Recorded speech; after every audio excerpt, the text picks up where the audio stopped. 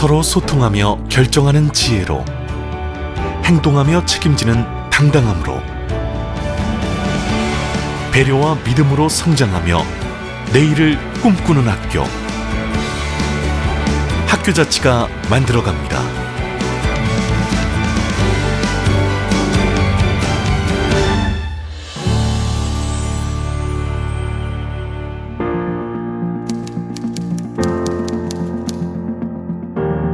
무엇이든지 다 평가가 되는 거예요. 그리고 답이 다 정해져 있고 실패하면 안 되는 거죠.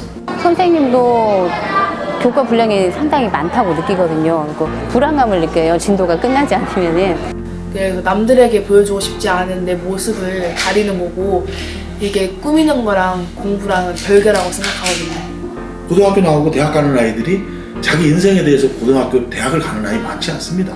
성적에 맞춰서 가는 거죠. 아이들이 소위 좀 심하게 얘기하면 공장 찍어냈듯이 애들 찍어낸다고 그래요. 학교가 사회의 구성원으로 민주 시민의 소양을 갖출 수 있도록 교육하는 곳이라면 학교도 민주적이어야 합니다.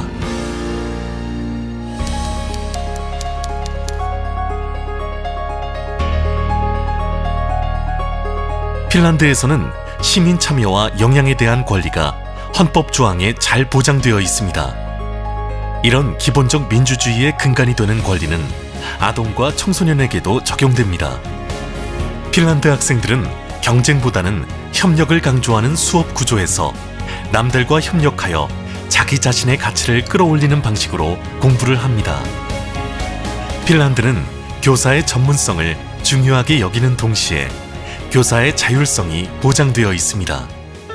Different classes need different methods. Some classes need books and reading and writing. With this class, I like to do much more experiment teaching. I, as a principal, I of course respect this independency and give as much as possible freedom to all teachers. We trust on our teachers, on our staff. 덴마크 사람들에게 교육은 행복한 삶을 살기 위한 과정입니다. 150여 년 전 사상가 그룬투비가 주장한 자유교육운동은 교실에서 시작되어 나라 전체로 퍼져나가 현재까지 이어지고 있습니다. Næsten hvilken som helst uddannelse, der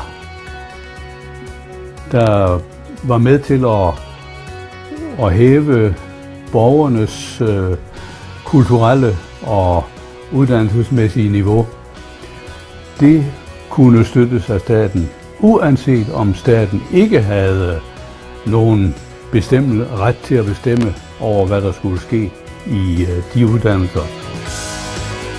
교육의 모든 면에 있어 자율성과 창의력을 강조한 그룬투비는 시험 등 학생에게 배움을 강요하는 방식에 반대하고 자율성에 대한 중요성을 강조하여 덴마크 문화에 큰 영향을 미쳤습니다. 학부모, 학생, 교사가 학교 운영을 주체적으로 해나갈 수 있는 덴마크의 학교는 교육 활동의 자유가 보장되는 가장 민주적인 삶의 공간이 됩니다.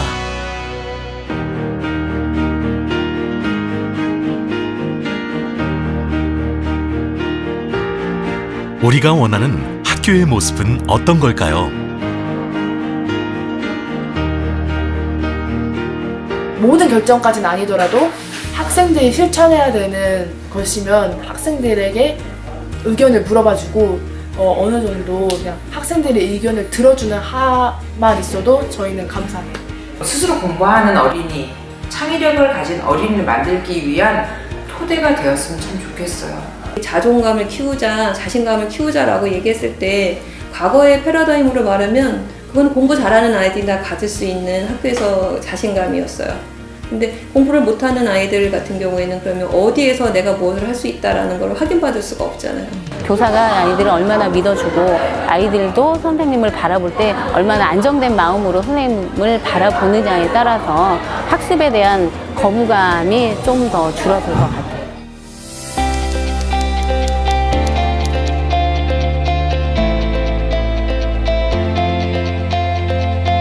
이제 우리 교육에 물음표를 새롭게 던져야 할 때입니다. 구성원 모두의 합의를 이끌어내고 우리 학교를 교육 주체에게 어떤 모습으로 되돌려줄 수 있을지 고민해야 합니다.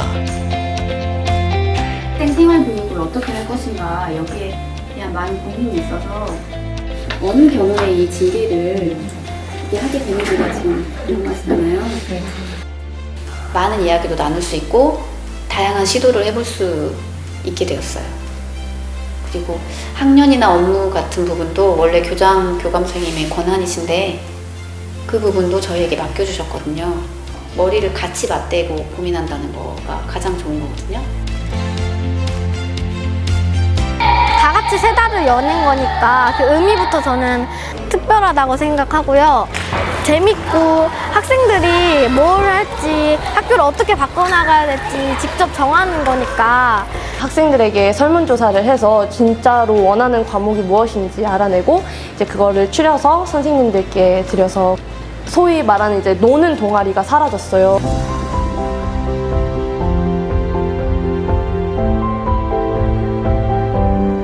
아이들끼리 따로 활동하고 학교에서는 그리고 학부모회라고 해서 학부모만 만나는 것들 위주로 하다 보면은 이렇게 섞이지가 않잖아요. 근데 이런 기회를 통해서 학부모회 활동으로 하지만 주체는 그렇지만 아이들도 같이 하는 활동을 하게 되면 이쪽 친구 엄마도 서로 볼 수 있고 뭐 이모 하면서 호칭이 또 바뀌기도 하고 좀 더 이렇게 좀 더 같이 키우는 시간을 내서 와야 하기 때문에 쉽지는 않아요. 쉽지는 않은데 내가 무언가를 하고 있구나. 시간을 내어서 와서 무언가를 참여하고 있다. 존재감이 생기는 거죠. 저 자신을 알아갈 수 있었어요. 그러니까 제가 몰랐던 내가 이쪽 부분에 관심이 있었구나. 내가 이쪽 부분에 뭐 소질이 있었구나. 내가 이쪽 부분에서 재미를 느끼고 있구나. 그러면서 저를 알아가는 과정이었다고 생각합니다. 학부모 활동이.